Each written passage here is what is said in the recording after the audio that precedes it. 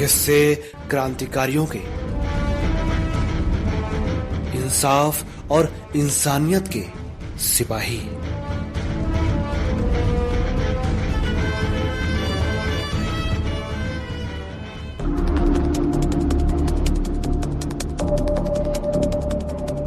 साथियों नमस्कार।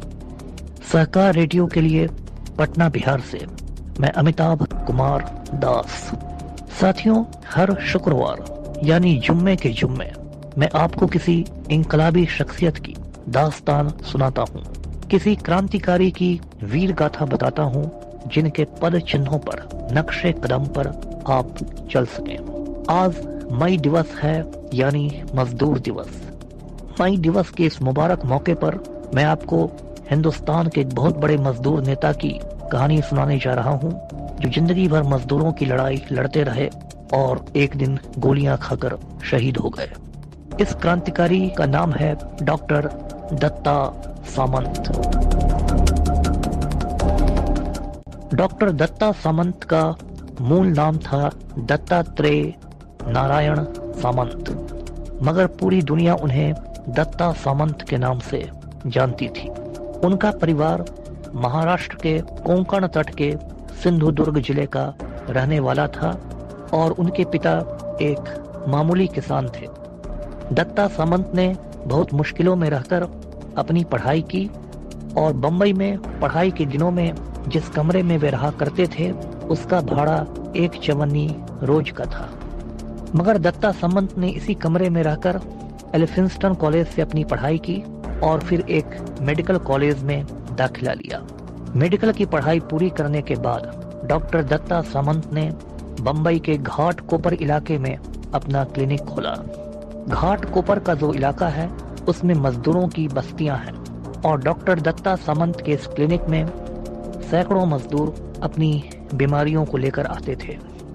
धीरे धीरे डॉक्टर दत्ता सामंत ने इन मजदूरों की समस्याओं को समझना शुरू किया और एक दिन ऐसा आया जब डॉक्टर दत्ता सामंत ने डॉक्टरी के पेशे को अलविदा कह दिया और वे पूरी तरह से एक मजदूर नेता बन गए। मजदूरों में उनकी लोकप्रियता इतनी ज्यादा थी कि लोग उन्हें डॉक्टर साहब कहकर बुलाते और डॉक्टर साहब के एक इशारे पर हजारों मजदूर इकट्ठा हो जाते थे। डॉक्टर दत्ता सामंत ने कई छोटे बड़े कारखानों में लड़ाई लड़कर संघर्ष करके मजदूरों के मेहनताने में वृद्धि करवाई।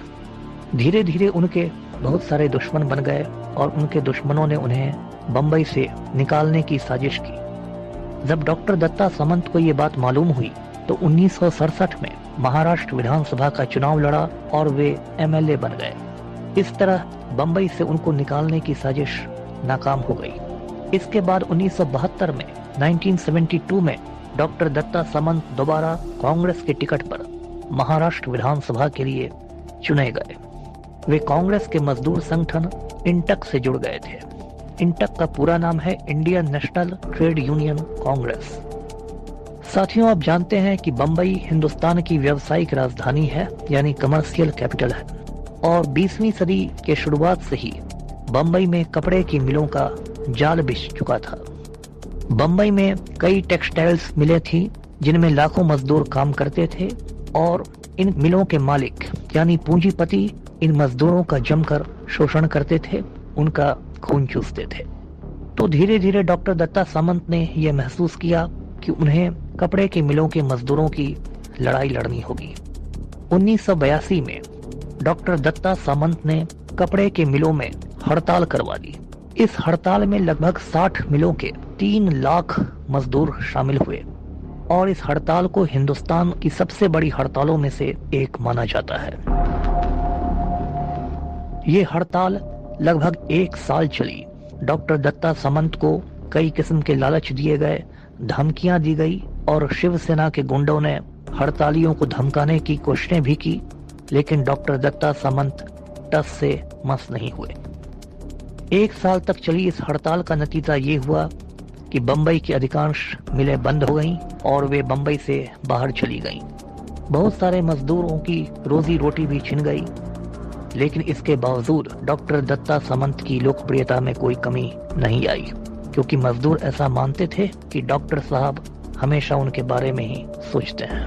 डॉक्टर दत्ता सामंत के लिए मजदूरों ने 10-10 रुपए चंदा करके एक सफेद रंग की कार खरीदी और उन्हें वो कार तोहफे में दी। इस कार के अंदर एक स्टीरियो भी लगाया गया था, क्योंकि डॉक्टर दत्ता सामंत पुरानी हिंदी फिल्मों के गाने सुनने के शौकीन थे। 1984 में जब लोकसभा चुनाव हुए तो कांग्रेस की आंधी के बावजूद डॉक्टर दत्ता सामंत निर्दलीय प्रत्याशी के रूप में, एक इंडिपेंडेंट कैंडिडेट के रूप में लोकसभा के लिए चुन लिए गए। सन 1984 से 89 तक वे लोकसभा के सदस्य रहे।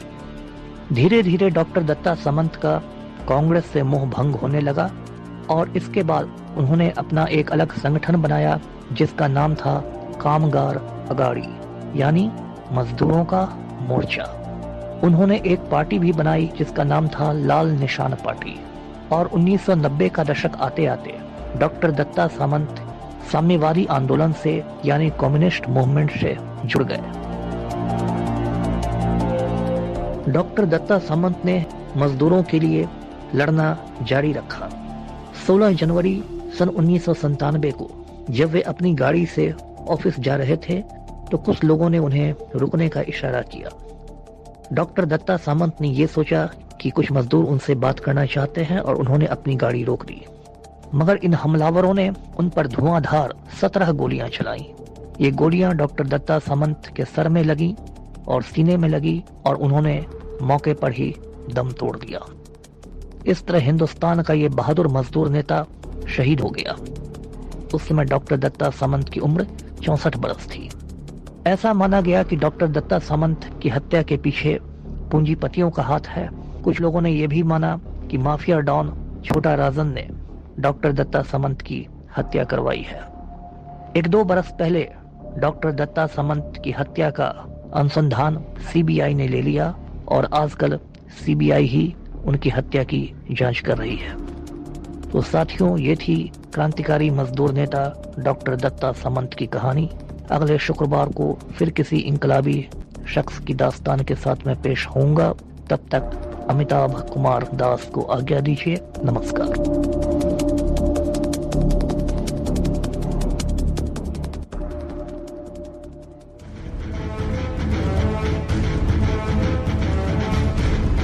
किस्से क्रांतिकारियों के, इंसाफ और इंसानियत के सिपाही।